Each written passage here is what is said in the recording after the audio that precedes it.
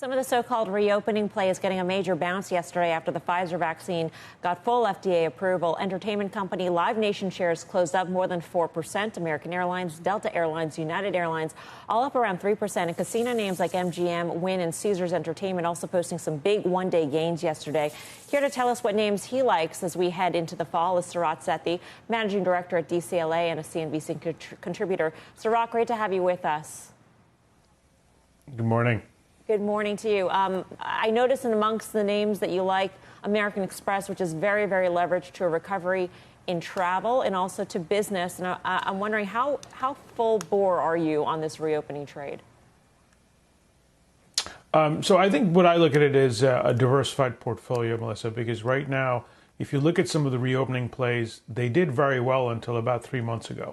And you had mentioned a couple of the airlines. I mean, Delta is off 15% off its peak. If you look at some of the others that are reopening plays, companies like a Zimmer that's off 20% off its peak. All this happened when Delta hit again. We had companies like TransDigm that are afterparts auto for airlines. That's down about 15%. So I'm pretty confident in the reopening plays. I think we'll get through this Delta variant.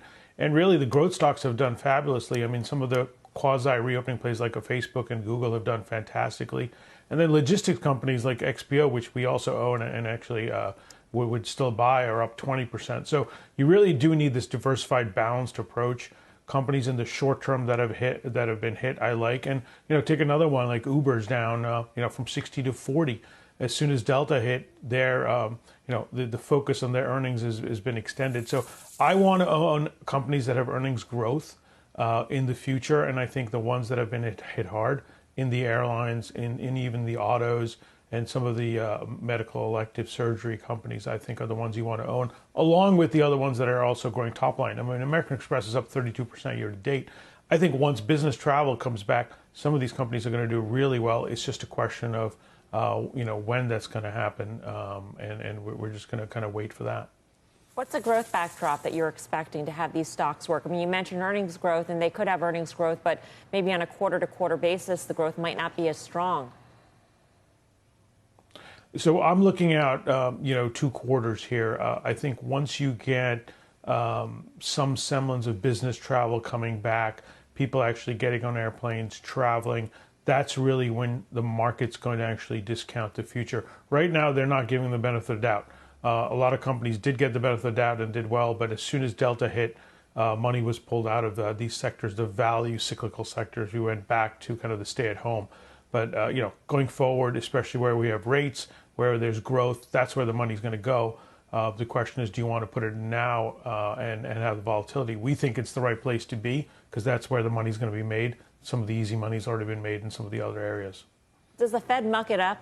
Or do they now have cover, perhaps, Sarat, to hold back on announcing some sort of taper timeline? I think for these stocks, even if the Fed comes in and talks about taper, they are not as sensitive to interest rates as some of the other high beta, high growth stocks. These are true stocks that are going to have earnings growth based on the consumer, based on company spending. So while we could see the overall market come back a little bit, and multiples are not really going to expand at this level. I mean, the Fed, if they do taper and they do raise interest rates over time, it's going to be earnings growth that's going to drive this market, not multiple expansion that we saw in the last 12 to 18 months. What do you think the market's reaction will be if the Fed come Thursday, Friday, Saturday announces their taper timeline, and it's timeline starting in the fall? I do think you'll get a little bit of reaction. I mean, you had a 2% correction last week. We've had a 5% correction at the highest since last October. And you could see the rotation. The rotation could go back into the value cyclicals. That's where we think it's going to go. And the companies that I'm mentioning in the transports and some of the others are the area that people will put money into, because the reason the Fed is going to do that is because they're seeing more growth that's out there. And these are the companies that are going to benefit for the future growth, not what's happening currently. So there's no risk in your view that the Fed will do this, growth slows, maybe because the reopening is not as strong, or consumer, it was sort of a one-off or pulled forward sort of demand situation in the third quarter, and there's stagflation? I hate to use that word, but it seems to be coming up a little bit more and more these days.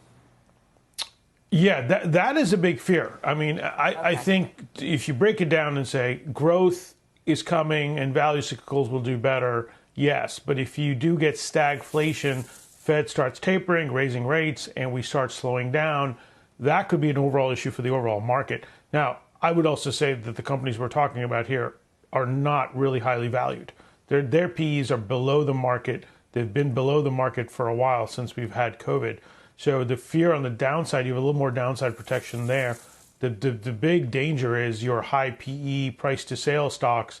If you get an area of stagflation, that could affect them too. So that I think is an overall fear for the market as to where the growth comes. But that's where maybe the tapering and maybe the raising the rates doesn't come in as fast as we think. Maybe tapering comes in first. Right.